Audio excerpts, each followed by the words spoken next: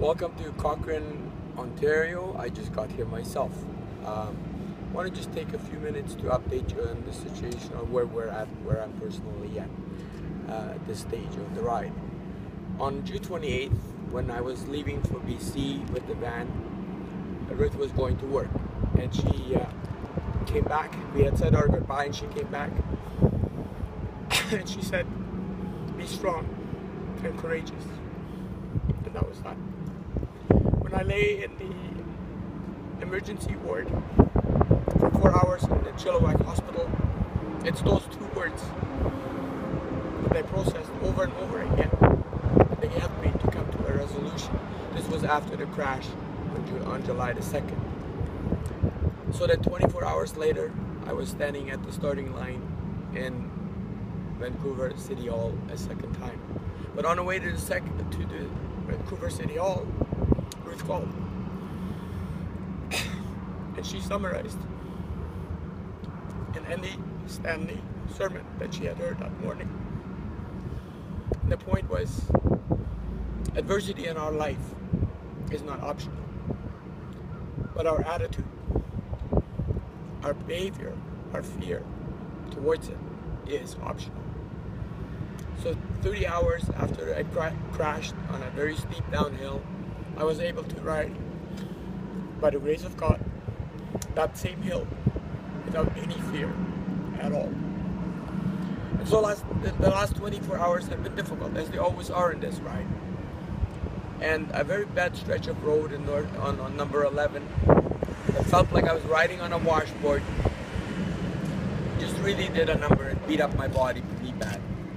It also was in danger of beating up my spirit.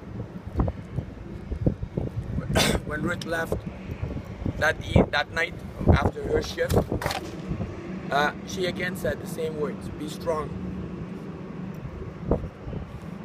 and courageous." Now these words don't just mean strength and courage, they also mean support and release to do what I believe is right to do. It was a difficult night and didn't get any easier with the strong rain. So that brings us to where we are here today. And I just want to say a big thank you for the support that I have received from Ruth, and I continue to receive. We're going to take our motel here now for a few hours, where I will actually lay in a bed for the first time in 9 days and rest. And then the plan is to continue on the last third of our journey. It's not easy for me to always come to a stage where things get handed over to God completely. But when I do, amazing things happen, and I expect the outcome will be the same for you as well. I may not be the new Guinness World Record holder, but lucky for me, I'm the existing Guinness World Record holder.